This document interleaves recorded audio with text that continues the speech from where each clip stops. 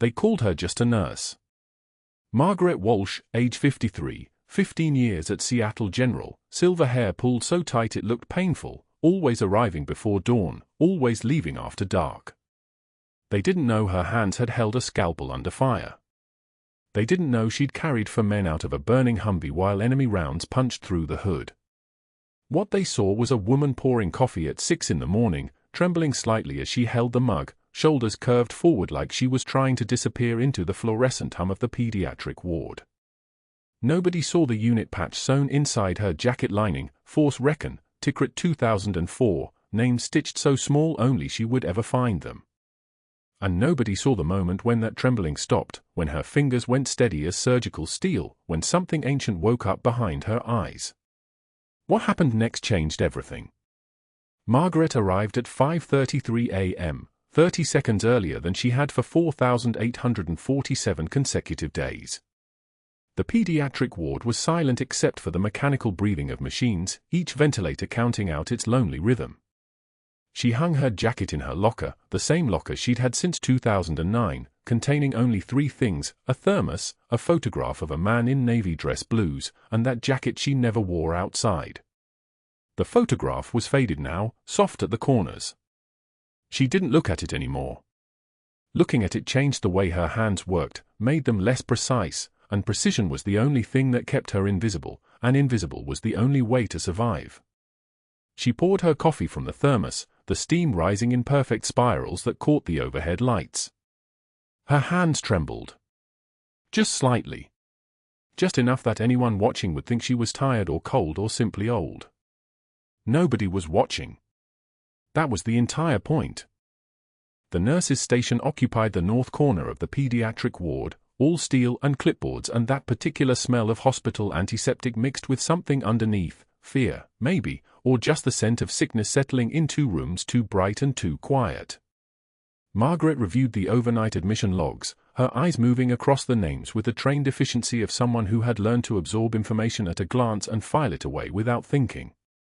Sarah Chen, 14, stable post-op. Michael Torres, 9, responding well to antibiotics. Jasmine Williams, 6, dehydration watch. And then the new entry, logged at 3:23 a.m., Emma Reeves, age 7, admitted via ER, presenting with acute food refusal, acute water refusal, duration 6 days, no medical cause identified, parents requesting consultation with pediatric psychology. Margaret read the entry twice. The second time, a coffee cup stopped halfway to her lips. The fluorescent lights hummed above her like insects trapped in glass. Around her, the ward was beginning to wake. The day shift nurses filtered in, exchanging quiet voices and settling into the rhythm that would drive the next 12 hours. Margaret moved through them like water, setting down her cup, checking the supply stations with movements so practiced they barely registered as deliberate. She was good at being invisible. 20 years of training had taught her how. The way you carried your shoulders, not quite bent, but ready to bend. The way you spoke, never offering opinions, always asking permission. The way you looked people in the eye just barely, just long enough to show you weren't a threat. Survival in a civilian life required the opposite skill set as survival in a combat zone. In Tikrit, you were visible, you were lethal, you were a weapon aimed at enemies. In Portland, you were a fixture, you were harmless, you were the kind of person people looked through instead of at. She was a ghost. She had been a ghost for 15 years. Dr. Ashford arrived at 6:06 a.m., his white coat so pristine it looked almost theatrical against the muted greens and blues of the ward. He was the chief of pediatrics at Seattle General, 48 years old, with the kind of bone structure that made him look like he'd stepped out of a medical textbook. His voice carried across the nurses' station like a command that didn't need to be shouted. Morning rounds. Conference room, 8 o'clock. New case presentation. He didn't look at the nurses when he spoke. He didn't need to. Authority like his didn't require eye contact. It filled the room like pressure. Margaret registered the tone, impatient, dismissive, the kind of voice that had never been contradicted by anyone who mattered. She filed it away. She was good at reading people. Combat taught you that. You learn to identify threats, calculate distance, estimate response time. You became a predator whether you wanted to be one or not. And then you put on scrubs and pretended to be a sheep. At 7:15 a.m., Captain Reeves arrived in the waiting area outside the pediatric ward. Margaret saw him through the observation window, a man in his mid-40s, navy uniform, Preston knife-blade precision, the kind of uniform that meant command and responsibility and everything he was about to leave behind. His daughter was somewhere in this building, refusing food, refusing water, and he had a deployment to Tikrit in 4 days.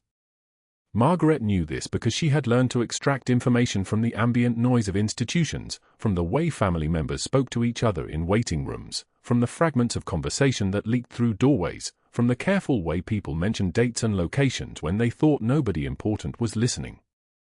She had become an expert in the language of desperation. She recognized it in the way Captain Reeves kept checking his watch. Military time. 5 minutes between each check. Anxiety rising on a predictable curve. He was a good man, she could tell from the way he carried himself, from the fact that he was here instead of in his office. She hated good men. They complicated things. The shift change happened at 7:22 a.m., the night nurses handing off their stations to the day team, the flow of information moving in practiced patterns. Margaret received the handoff on Emma Reeves from nurse Patricia Chen, who had worked the night shift and looked like she hadn't slept in 4 days. Patricia's voice was tight with that particular frustration that came when good medicine became impossible. 7-year-old admission, 3:23 a.m. Father's Navy, deploying this week. Kid won't take anything orally. Started with refusal post-deployment notification, been 6 days with no food intake, minimal water, maybe 200 milliliters daily. All 7 doctors ordered tests, bloods, imaging, metabolic panel, psychiatric screening. Everything came back normal. Dr. Patel thinks it's psychosomatic. Dr. Morrison thinks it's conversion disorder. Dr. Chen recommended inpatient psych. Dr. Levinson wanted to rule out esophageal stricture. Dr. Rodriguez ordered more imaging. Dr. Bakshi suggested it might be medication side effect, except she's not on any medications. Dr. Ashford. Patricia paused, and in that pause was everything you needed to know. Dr. Ashford said it was grief, and she'd eat when she was ready. Margaret processed this information the way she processed most information, by extracting the gaps, finding the space where what was said didn't match what was observed. 6 days without significant food or water meant visible signs of dehydration, dry mucous membranes, decreased skin turgor, possible mild electrolyte abnormality. 7 doctors examined and none had found organic cause. That meant either the cause was subtle, something that required more than standard examinations, or the cause was being missed because everyone had already decided what the answer was. Confirmation bias was the most common failure mode in medicine. You looked for what you expected to find. You stopped looking once you found it. Margaret had seen it happen in combat zones, where medics expected blast injuries and missed the simple infections that killed soldiers weeks later. She had seen it in emergency rooms, where physicians expected drug-seeking behavior and missed the perforated ulcers. She had learned to look at what was actually present instead of what was supposed to be there. But nobody had asked her to look. She was just a nurse. She was supposed to follow the treatment plan, not question it. She made her way to Emma Reeves' room at 8:03 a.m., 23 minutes before morning rounds would begin, carrying a standard hospital breakfast tray that she knew the child wouldn't eat. The room was private, elevated to accommodate a captain's daughter, or perhaps to contain whatever psychological crisis had decided to manifest in a 7-year-old. Emma sat on the bed in pink pajamas with faded cartoon characters, her small frame making the hospital bed look cavernous. She was a beautiful child, dark-haired, with her father's strong jaw and her mother's eyes, dark brown, intelligent, and currently focused intently on her hands. Her fingers moved across the blanket in a pattern. Back and forth. Back and forth. Small deliberate movements. Index finger, middle finger, ring finger, pinky, then reverse. A rhythm. A code. Something. Margaret had seen this pattern before. Not in an American pediatric ward. In Fallujah, in 2004, when she was running with 3rd Battalion, 5th Marines, Dark Horse Company, providing security overwatch on a housing unit where intelligence suggested a weapons cache had been hidden. She had seen the pattern made by the fingers of a 5-year-old boy whose sister had swallowed a piece of shrapnel from a mortar round. The same back and forth movement. The same small, desperate precision. Not distress. Not psychological crisis. Abdominal pain. The kind of pain you couldn't speak about because you couldn't locate it, couldn't describe it, couldn't make anyone understand it. The kind of pain that made children stop eating because the act of swallowing, of having anything touch the inside of your throat, the inside of your stomach, was intolerable. The kind of pain that required touch communication because words failed. Margaret set the breakfast tray down slowly, making no sudden movements, keeping her voice low and even. "Good morning, Emma." The child's fingers didn't stop moving. The pattern continued its rhythm. Back and forth. "I brought you some breakfast. There's applesauce, and some toast with jam, and a cup of milk if you'd like it." Emma's eyes remained on her hands. Margaret watched the pattern for 17 seconds, counting the iterations, watching the muscle groups activate, recognizing the signature of pain communicated through involuntary repetitive motion. She pulled up a chair and sat down beside the bed, close enough to be present, far enough to not be intrusive. She said nothing else. In her experience, silence was more honest than words. In her experience, people talked too much because they were afraid of what would happen if they stopped. But that wasn't the worst part. That wasn't the moment when everything shifted. That moment came 31 seconds later when Dr. Ashford arrived for early rounds and found Margaret sitting in Emma's room without being asked, without permission, without justification, her presence a quiet insult to the established hierarchy of the pediatric ward. That moment came when Margaret turned to face him, her eyes meeting his with something that looked like deference but contained something else underneath, something that moved like a knife through water, so quiet you almost didn't see it. That moment came when Dr. Ashford opened his mouth to speak, and Margaret saw in his face the exact moment when he decided she didn't matter, didn't belong, didn't deserve to be heard. He smiled. That should have been her first warning. A man like that never smiled at someone like her unless he was about to erase her entirely. 7 doctors had examined Emma in 3 days. Dr. Patel on Monday morning, his stethoscope cold against her small ribs. Dr. Morrison Tuesday at dawn, ordering labs that came back normal. Dr. Chen Wednesday afternoon, the pediatric neurologist who spent 45 minutes testing reflexes that all responded perfectly. Then came Dr. Levinson, Dr. Rodriguez, Dr. Bakshi, each one confident in their assessment, each one certain the answer was the same. The child was grieving. Psychosomatic. Her father deployed to Tikrit 3 weeks ago, and her body had decided to refuse what her mind couldn't accept. All perfectly explainable. All completely wrong. Margaret had watched Emma's hands move across the hospital blanket for 6 days now. Not fidgeting. Not anxious stimming. The same precise pattern. Thumb to pinky, 3 taps, then a circular motion. Again. And again. Fingers working the air like they were spelling something in a language only the damaged understood. Margaret had seen that exact gesture in Fallujah, in the hands of a boy no older than 7, fingers moving the same way before the surgical team found why, a metal fragment from a car bomb lodged against his intestinal wall, his body trying to communicate what his voice couldn't say. Dr. Ashford arrived Friday morning like a man who'd never doubted anything in his life. Chief of Pediatrics, 12 years in the position, the kind of physician whose name appeared on research papers about adolescent trauma and grief counseling. He reviewed Emma's chart in the hallway, nodded once, and walked into the girl's room with the confidence of someone who'd already solved the puzzle before examining the pieces. Margaret followed at a distance, her chart tucked against her sternum, her voice already measured and ready to be ignored. Emma's mother, Sarah Reeves, sat in the plastic visitor's chair, her eyes hollow in the way that came from 6 days of watching your child refuse water. Captain Reeves was somewhere over Iraq, and his daughter was disappearing on American soil.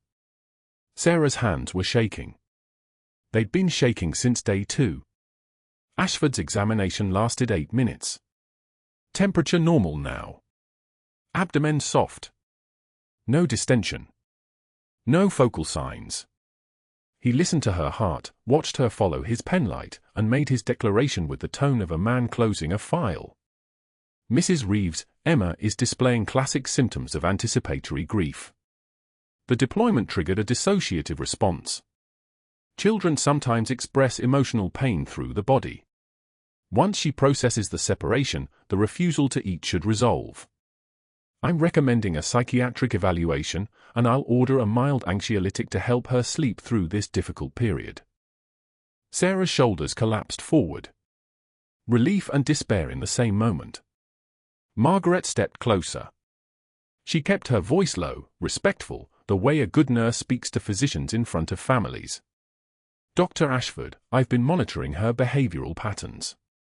There's a repetitive movement, her fingers trace the same pattern on the blanket over and over. I've seen that specific gesture in cases of foreign body ingestion. Perhaps we should order an abdominal X-ray just to rule out. Ashford turned. His smile was immaculate. The kind of smile that preceded erasure. Nurse Walsh, perhaps you should focus on emptying bedpans rather than practicing medicine in front of the family. He said it softly, almost gently, the way you'd correct a child who'd wandered into the adult conversation. Mrs. Reeves doesn't need Nurse Google adding to her distress. We have protocols for a reason, and psychiatric evaluation is the appropriate next step. Sarah's face flushed. Not from embarrassment at Margaret's suggestion, but for her, the sudden awareness that she'd been speaking out of turn, that a pediatric nurse had overstepped, that she'd just witnessed a professional boundary violation. Margaret saw it happen in real time, the mother's trust in the chain of command reasserting itself. Ashford was the expert. Ashford was certain. And Margaret was just a nurse suggesting things. Margaret didn't argue. She nodded once and stepped back, her jaw clenching for exactly 1 second before control reasserted itself. She'd survived worse than public humiliation. Bullets. IEDs.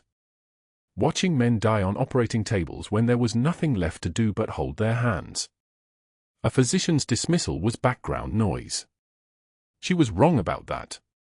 The next morning, Margaret arrived for her 6 a.m. shift and found her schedule changed.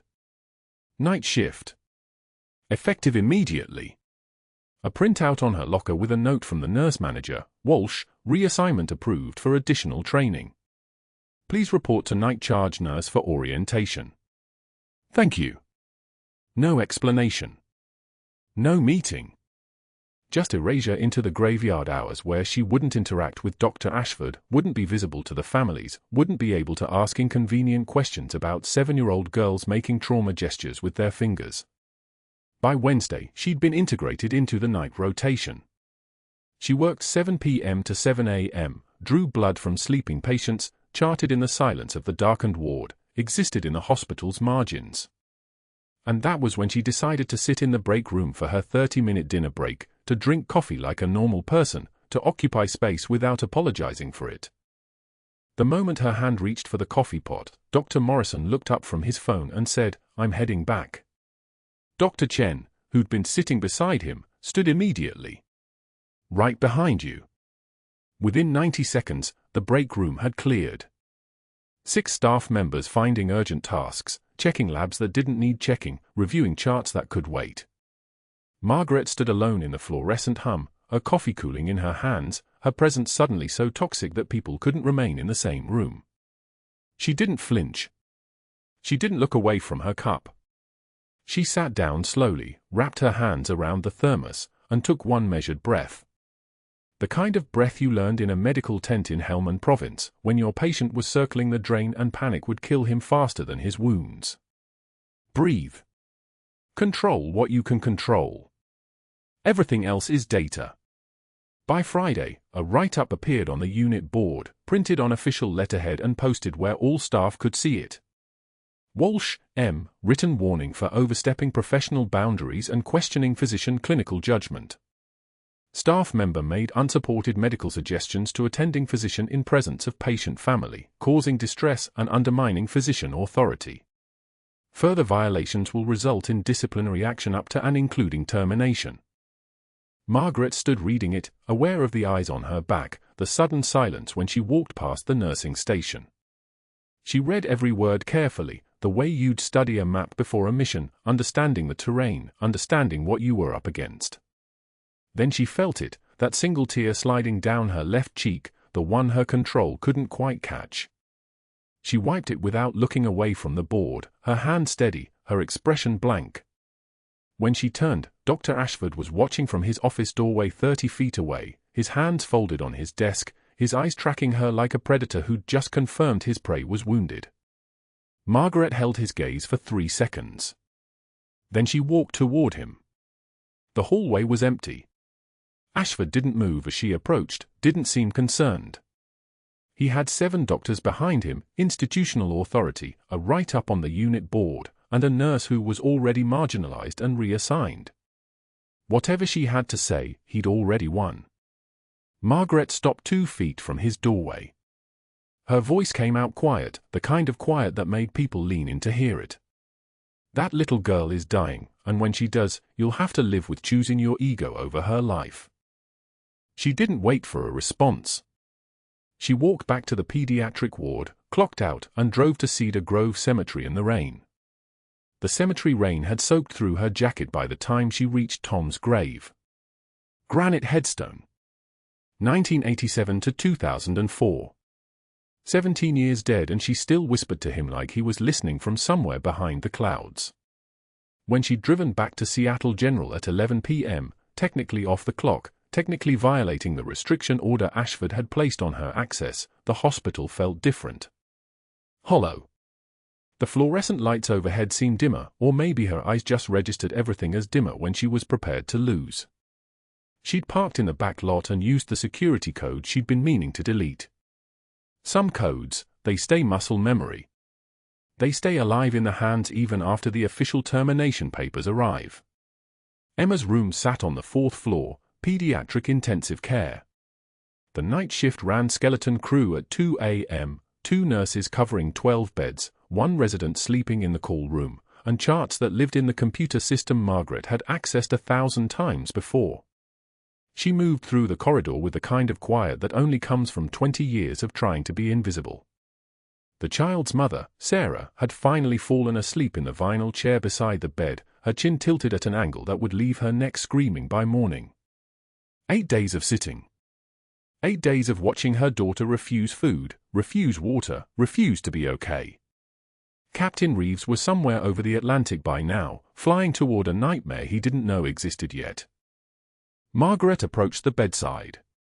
Emma lay unconscious now, her breathing shallow and rapid, her small chest rising and falling with the mechanical precision of respiratory distress. The monitors told the story that 7 doctors had somehow missed. Temperature 103.4 Fahrenheit. Blood pressure 76/48, that was the number that made Margaret's jaw clench. Normal for a 7-year-old should sit around 95/55. This child was dropping. The heart rate monitor showed 156 beats per minute, the screen displaying the rhythm in sharp green peaks against black. Tachycardia. Shock. The body was already fighting something catastrophic. The 4 line in Emma's left arm ran clear fluids, hydration for an eating disorder that didn't exist, while something inside the child was poisoning her from the inside out. Margaret had reviewed the chart at the nursing station before coming up. 7 separate examinations. Dr. Patel's notes, anorexia nervosa with acute adjustment disorder. Dr. Morrison's summary, likely related to parental deployment, recommend psychiatric evaluation. Dr. Chen had written 1 line, psych consult in progress. Dr. Levinson had simply co-signed everyone else's conclusion. Dr. Rodriguez, Dr. Bakshi, the chief of pediatrics himself, all of them had looked at this child and decided that what they were seeing was the mind's response to absence, not the body's response to trauma. Not one of them had ordered an abdominal exam. Not one of them had palpated. Pain was data. Physical examination was the foundation of diagnosis. But if you'd already decided what you were looking at, you stopped looking altogether. Margaret stood at the edge of the bed and waited for Sarah to stay in that deep sleep, the kind that only comes after 8 days of panic and grief. The monitors continued their conversation. Alarm thresholds had been raised so high that the constant beeping had become white noise to everyone except someone trained to hear the difference between normal and dying. Margaret's hands moved without permission from the thinking part of her brain. Muscle memory. The kind of muscle memory that had performed emergency medicine in a burning Humvee while taking fire. The kind of muscle memory that lived in her fingers even when her mind was trying very hard to be just another nurse in scrubs. She felt Emma's abdomen through the blanket first, light pressure, her palms moving in gentle circles. The child didn't wake. Sarah didn't move. The room held its breath. Then Margaret's right hand found it, a hard lump in the lower right quadrant, about the size of a marble, distinct and wrong beneath the soft tissue of the intestinal wall. Not fluid. Not inflammation. Solid. A foreign body. Something metallic. She recognized the shape her fingers were reporting to her brain, small, angular, with one end rounded. A toy. Probably a soldier from a set. Probably swallowed the day Captain Reeves had left for Tikrit, the day everything went wrong, when a little girl had been so desperate for control that she'd swallowed something concrete and hard and permanent. The object had traveled through the stomach into the duodenum, probably lodged near the ileocecal valve, right where the small intestine met the large intestine. That was why the child refused to eat, her body knew. The pain signals were reaching her brain every time she swallowed, every time she thought about food. The fever meant perforation risk, meant bacterial translocation, meant septic shock was not a possibility anymore. It was an incoming certainty. Margaret knew the timeline. Perforation in a pediatric patient meant 4 to 6 hours until critical deterioration. This child had maybe 180 minutes before her organ started the cascade into irreversible failure. Margaret pulled her hands back and stepped away from the bed. She looked at Sarah, still sleeping, still unaware that her daughter was dying on a schedule measured in hours.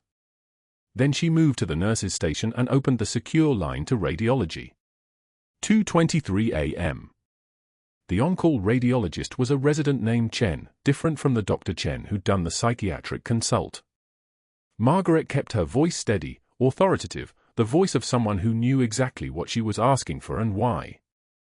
I need an emergency abdominal X-ray on Emma Reeves, room 4120. Suspected foreign body with imminent perforation risk.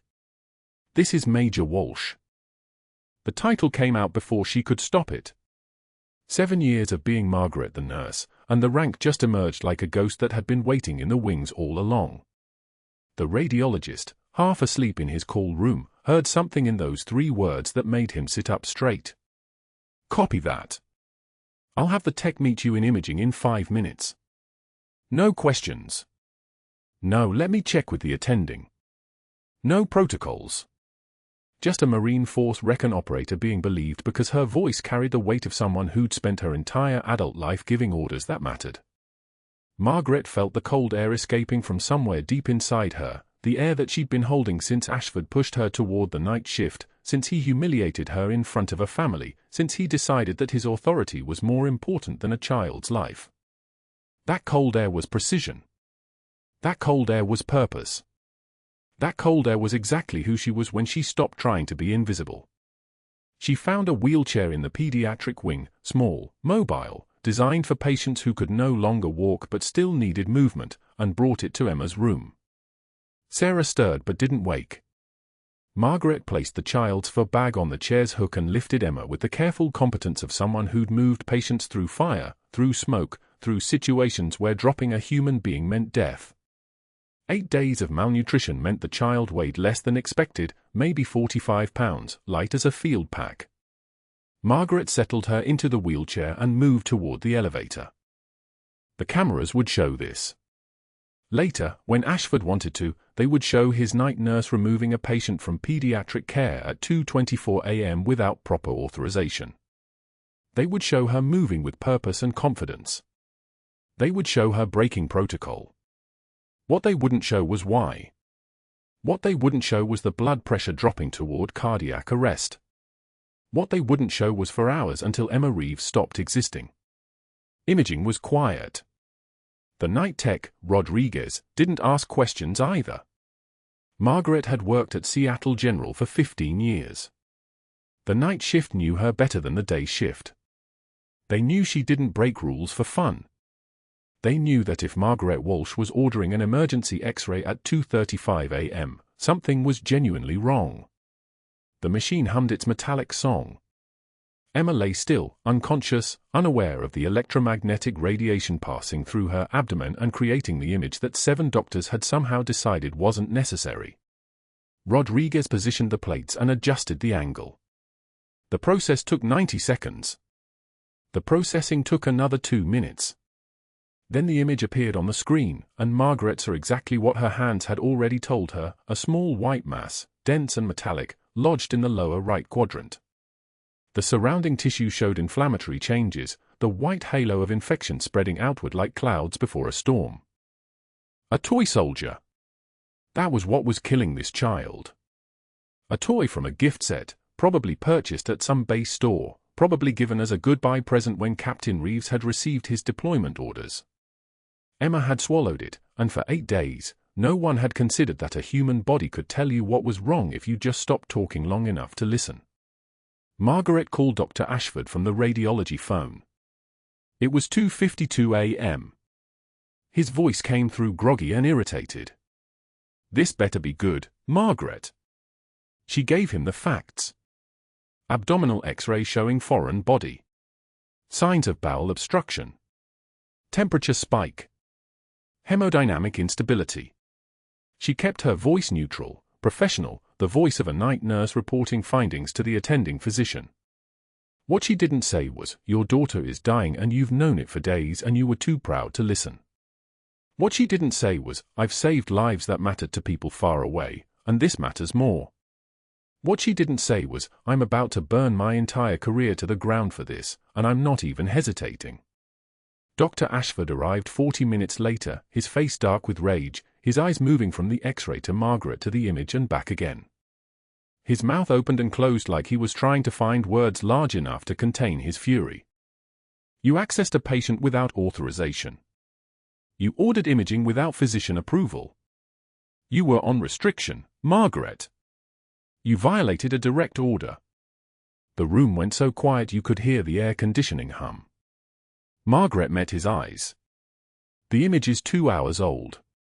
She has maybe 2 hours left before perforation becomes irreversible. You can spend the next 2 hours deciding how to fire me, or you can spend it saving her life." He stared at her for exactly 3 seconds. Then he reached for the phone and started making the calls that would bring pediatric surgery. He still didn't thank her. He already knew what she'd done. He already knew she'd just saved a child's life. What he couldn't handle was that a night nurse had been right, and he had been wrong, and there was no universe where those two facts didn't collide into his complete professional destruction. On her final night shift before the transfer to geriatric, Margaret waited until the 11 o'clock rounds ended and the fluorescent hum settled into its mechanical rhythm. The pediatric wing lay quiet as a held breath. She moved through the corridor in soft-soled shoes that made no sound on the linoleum, past the nurse's station where the night clerk dozed over charting, past the supply closet where someone had left a crash cart half restocked. Emma's room was at the end of the east wing, door cracked just enough to let the hallway light fall across the small form in the bed. The girl was sleeping, her breathing shallow, her small frame making barely a dent in the white sheets. Margaret pulled a chair close and sat, her hand steady in her lap. She had learned decades ago that patience was a weapon. Some battles weren't won in seconds. Some took hours. Some took years. She waited another 20 minutes, listening to Emma's chest rise and fall, watching the monitors track a body still fighting something it couldn't name. Then Margaret's hands moved. She didn't ask permission anymore. Permission was what got children killed. Her fingers were gentle as she lifted Emma's pajama top, her touch sure and practiced. She pressed down slowly, methodically, from the right lower quadrant moving upward, feeling for resistance, for warmth, for the hard irregularity that shouldn't be there. Emma stirred but didn't wake. Margaret's jaw tightened. There. Just above the cecum, exactly where a swallowed foreign body would lodge after 6 days of peristalsis. A mass. Firm. Roughly the size of a marble. Maybe larger. The abdomen around it was warm, not hot enough for advanced sepsis, but warm enough to suggest inflammation. Obstruction. Complete or near complete. The body's way of screaming a message that 7 doctors had somehow failed to hear. Margaret withdrew her hands and sat in the darkness of the room. She could have gone to the night attending. She could have documented her findings properly, filed a report, waited for the system to move at its administrative pace. The system that had just fired her. The system that had watched Dr. Ashford build his case with the methodical precision of a man who had never once been told no. Instead, she stood, walked to the nurse's station, and picked up the phone. Her voice when she spoke was flat, measured, the kind of calm that comes from having already survived the worst. I need a stat abdominal X-ray on Emma Reeves in PEDS for 07. I'll authorize the order. She waited exactly 2 seconds. This is Margaret Walsh, requesting the imaging. The night radiologist knew her name. He also knew she was suspended. He also knew she was right. The order went through at 11:16 p.m. The X-ray film came back in 23 minutes. Margaret held it up to the light in the corridor outside Emma's room. The toy soldier was visible as a clear dense object, no larger than the tip of her thumb but sharp-edged, lodged in the lower ileum with the telltale signs of bowel wall inflammation surrounding it. Complete obstruction. The colon distal to the blockage showed decompression, the textbook presentation of a foreign body causing full gastrointestinal shutdown. Hours. Maybe 12. Maybe less. The page for Dr. Ashford went out at 12:04 a.m. Margaret had not expected him to arrive in person. She should have. He came with security, 2 uniforms, and the kind of face that appears when territory has been invaded. The hallway outside Emma's room suddenly felt very small. Nurse Walsh, Dr. Ashford said, his voice the exact temperature of ice water. Unauthorized patient contact. Unauthorized imaging order. This is not your shift. This is not your. Look at the film, Margaret said. Security moved forward. Margaret did not move. She simply held the X-ray higher, steady as a surgical laser. Dr. Ashford glanced at it the way someone glances at a watch they're not interested in reading. Then something in his face changed. It was small, a tightening around the eyes, a compression of the lips. He saw it. He saw exactly what Margaret saw. A toy soldier. A child-swallowed toy. A military-grade foreign object that had been inside Emma Reeves's intestines for 6 days while he'd signed discharge papers. While he'd documented the family's emotional trauma and normal grief. While he'd made calls to move Margaret off the floor. You ordered this X-ray, Dr. Ashford said. It wasn't a question. I did, Margaret said. You have no authority to order imaging. Neither does a child's father when he's deployed to Tikrit. Margaret's voice didn't change. But she's dying anyway. Complete bowel obstruction. 12 hours before perforation. Maybe less. She tilted the film slightly. The military toy soldier her father gave her before deployment. She swallowed it. You missed it. 7 of you missed it. The silence stretched like pulled taffy. It wasn't a request. It was a command. The kind that comes from someone used to being obeyed. The security guards felt it. Dr. Ashford felt it. He felt something else too, the sensation of solid ground becoming quicksand. Get her out of here, Dr. Ashford said to security. Emma was in surgery by 1:15 a.m. Margaret sat in the waiting area watching Sarah Reeves pace the linoleum like a predator in a cage, the woman's hands shaking as she gripped the back of chairs. At 1:53 a.m., Captain Reeves arrived in his Navy uniform, still damp from the red-eye flight from Tikrit, his face carrying the particular exhaustion of a man who had received a call no parent should receive. He went straight to his wife. Margaret sat alone, watching the surgical clock count minutes, counting her own breaths, the way soldiers learn to do when everything else is spinning apart. The toy soldier had begun to perforate the bowel wall. Another hour and Emma would have developed peritonitis. Another 3 hours and septic shock.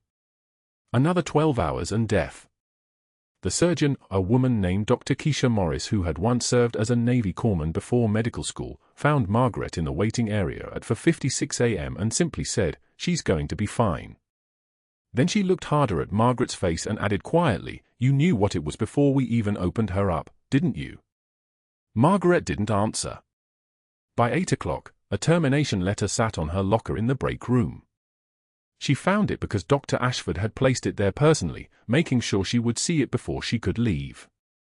Effective immediately, for protocol violations including unauthorized patient contact, fraudulent patient orders, and potential patient endangerment. Your credentials will be reported to the Washington State Nursing Board pending investigation. Below that, in handwriting, "Don't bother coming back." But he wasn't finished.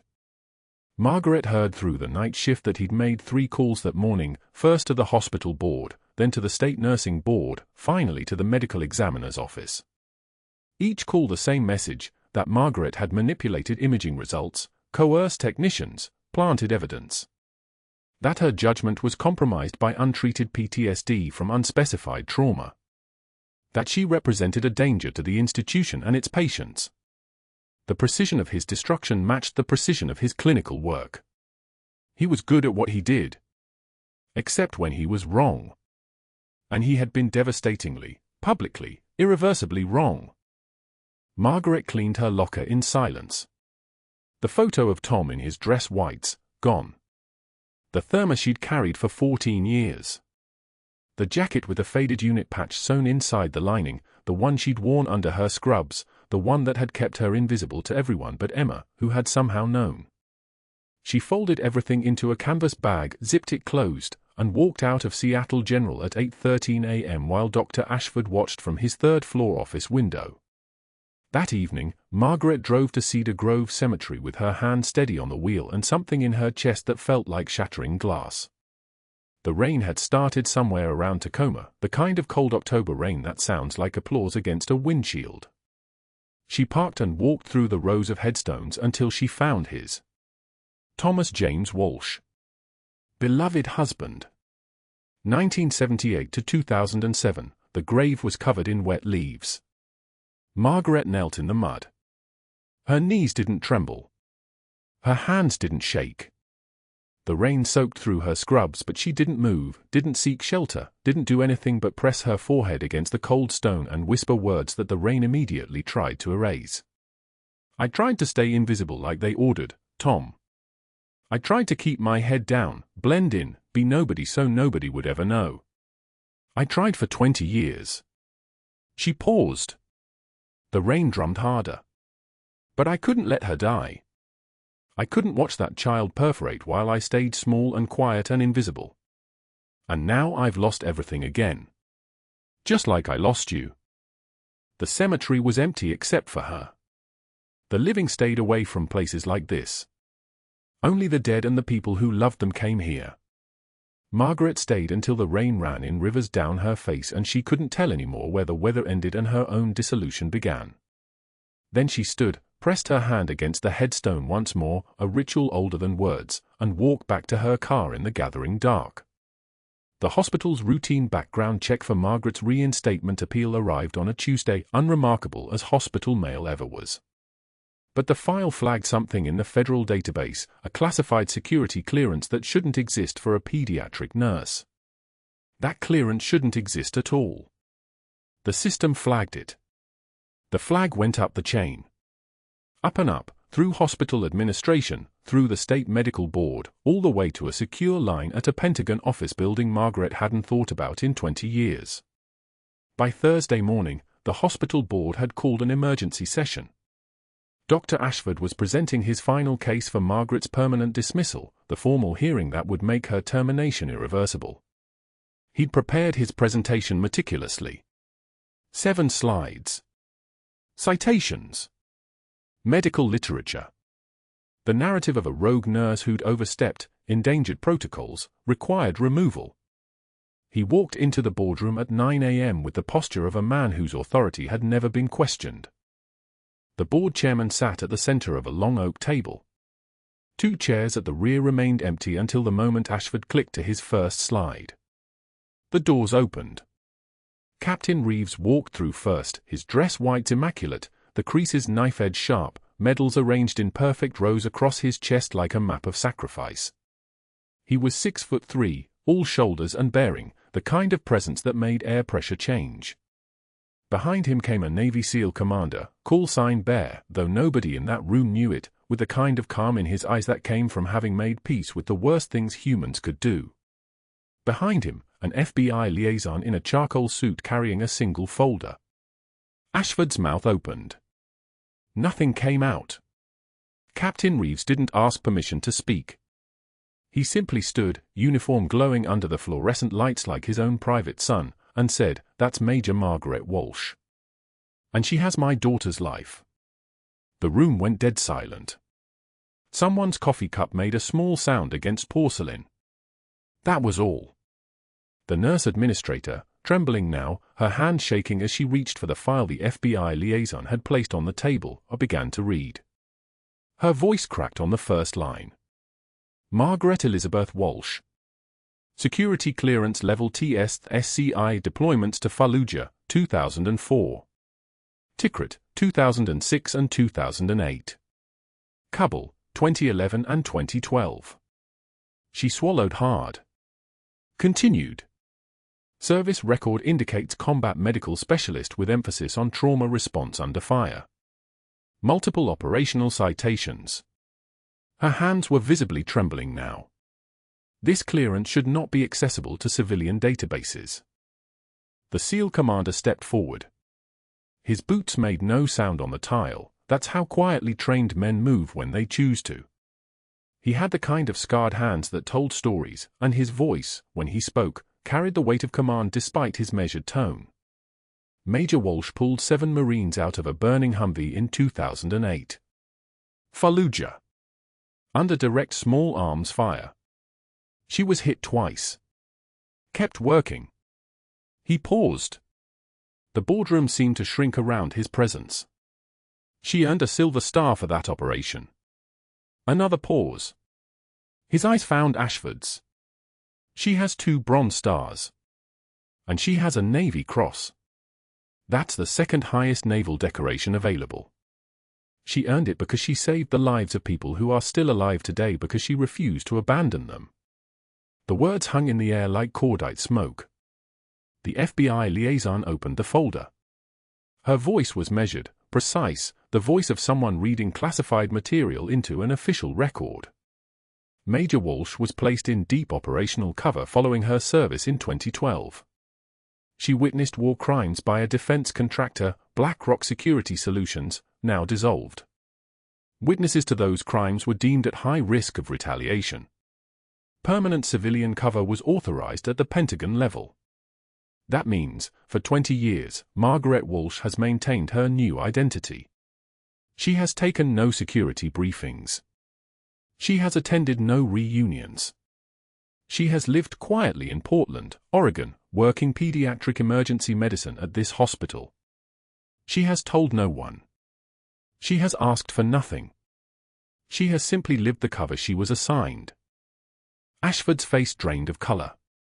Not gradually. All at once. His jawline went slack. His hands opened and closed at his sides like he was searching for something to hold onto and finding nothing. The FBI liaison continued. 7 days ago, Major Walsh broke that cover to save a child's life. She made a medical assessment that conflicted with 7 physicians. That assessment was correct. Emma Reeves would be dead without it. Major Walsh chose a child's life over operational security. She has chosen sacrifice over invisibility. She has chosen being seen over staying safe. The liaison closed the folder. And she has been repaid by being fired. Ashford tried to speak. His voice came out wrong, cracked. I was following protocol. 7 doctors examined that child. 7 doctors. He stopped. His hand went to his chest like he was searching for a heartbeat. I couldn't have known. I couldn't have possibly. Captain Reeves didn't raise his voice. He didn't need to. You knew a decorated Marine was telling you something was wrong with your patient.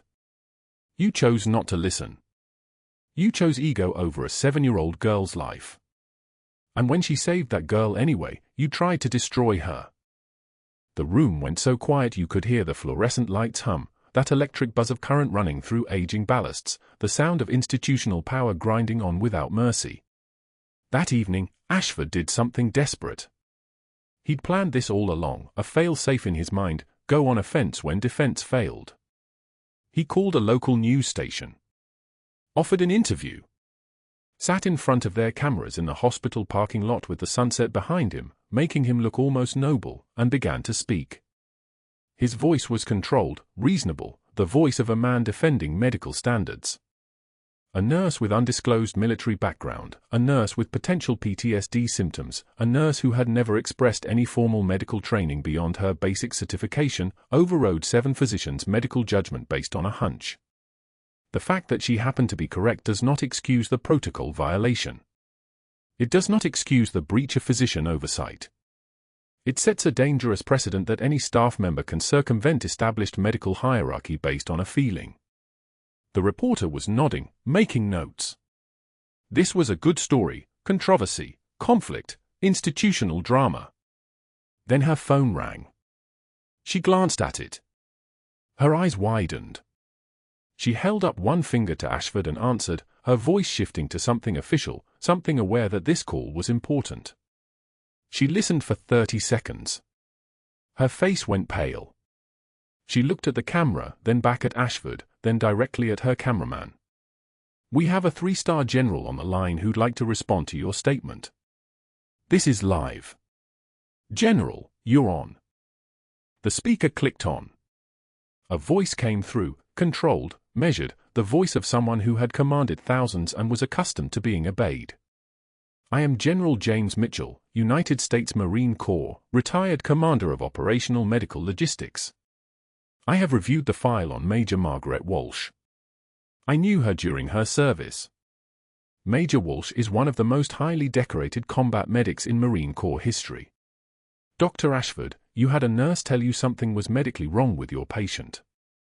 She told you this based on 20 years of active combat experience. You ignored her. You ignored her for 6 days while that child deteriorated. Major Walsh made the correct assessment. The correct assessment, doctor, that would have been identified on day 1 by anyone listening to her expertise. The general paused. The silence felt different now, charged, dangerous, the quiet before the shot. Major Walsh has maintained deep operational security for 2 decades because she witnessed war crimes and the government determined she was in danger. She broke that cover, she sacrificed her safety, her anonymity, her ability to disappear, to save a 7-year-old child. She did this knowing it would expose her. And you have spent the last 3 days trying to destroy her for being right. The Marine Corps is watching, doctor. We take care of our own. The line went dead. Ashford's face had gone grey, not pale anymore, but actually grey, the colour of someone whose blood pressure has collapsed. The reporter looked at her camera. The cameraman was still rolling. This was no longer a routine story about hospital politics. This was a man standing in a parking lot realizing his entire world was ending, moment by moment, frame by frame, broadcast to thousands watching the evening news. The next morning, Seattle General's board met in emergency session. The hospital's media department was fielding calls from national news outlets, from medical journals, from patient advocacy groups. Donors were calling. Asking questions. Demanding answers. The story went viral, a decorated Marine who'd been hidden away for 20 years, a child whose life had been saved, a physician who'd chosen authority over medicine. By that afternoon, Dr. Ashford was suspended pending investigation. By the next week, the State Medical Board had opened a formal review of his license for gross negligence and retaliation against a whistleblower. The investigation noted that he had attempted to destroy the career of a woman whose medical assessment had been not just correct, but life-saving. 6 months later, Margaret walked into Seattle General for Emma's follow-up appointment. The child was healthy now, thriving, the obstruction resolved weeks ago through successful surgical intervention. Emma had started talking about joining the Navy like her father, about maybe becoming a combat medic too. She held Margaret's hand walking down the corridor. And the corridor had changed. Staff members stopped to thank her. One of the ER nurses, Rodriguez, who'd been there the night Margaret had ordered the X-ray, actually teared up and hugged her. The hospital had implemented what they called the Major Walsh Protocol. Any nursing concern about a patient required physician review within 2 hours, no exceptions. Margaret's nameplate now read Margaret Walsh, RN, Major USMC, RET, Pediatric Clinical Specialist. They'd given her an office. They'd given her authority. They'd given her recognition for what she had always been. But that wasn't where the reckoning ended. 3 months after the board hearing, Margaret was driving on Highway 99 and saw the sign. It was small, hand-lettered, the kind of thing you'd see outside a tax preparation service or a check-cashing place. Supplemental insurance, all plans welcome. And behind the folding table, the man running the operation. Dr. Ashford. His suit was wrinkled. His hair uncombed. His medical license had been revoked, his credentials stripped, his entire identity as a physician erased. He was selling insurance policies from a folding table between 2 storefronts, arranging pamphlets that passers-by ignored, his shoulders sagging lower with each person who walked past without making eye contact. Margaret pulled into the parking lot and watched him for a moment. A woman came out of the tax office, took a pamphlet, made small talk that felt obligatory and nothing more, left him standing alone again with his materials and his stripped-down life. The thing about karma is that it doesn't need to be dramatic. It just needs to be real. Margaret drove away. That evening, she drove to Cedar Grove Cemetery. The sun was setting, gold and orange and purple spreading across the sky like a bruise healing. She knelt at Tom's grave in the fading light, pressing one hand against the stone, cool and weathered and final. She'd had new words added to his headstone 6 months ago, during the hearing. An inscription beneath his name and dates, "True class is what you do when the lights go out." I surfaced, she whispered to the stone, to the man beneath it who'd taught her everything about honor. After 20 years, I broke cover. And it was worth it. That little girl is alive, Tom. She's going to be okay. She's going to do something amazing. She touched the stone again. Pressed her forehead against it briefly. Then she stood and walked back to her car as the first stars appeared above Portland. Her phone buzzed.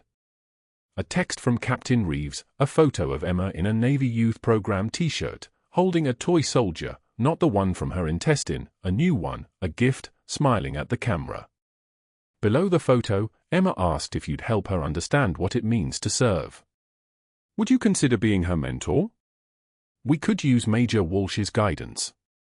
Margaret looked at the photo for a long time. Then she texted back 3 words, "I'm honored, sir." That night, for the first time in 2 decades, Margaret Walsh slept without the weight of invisibility. She'd been hidden. She'd been a ghost. She'd saved lives in the dark and never been seen. But now the world knew. Now the Pentagon knew. Now Emma knew that the quiet nurse was a warrior, and warriors don't stop fighting, they just redirect their battles toward protecting the next generation. Subscribe to our channel to hear more stories of hidden heroes revealed, of quiet strength recognized, of the warriors walking among us in the places we least expect. Like this video, share it with someone who's been underestimated, and comment below, have you ever judged someone only to discover they were far more than you assumed?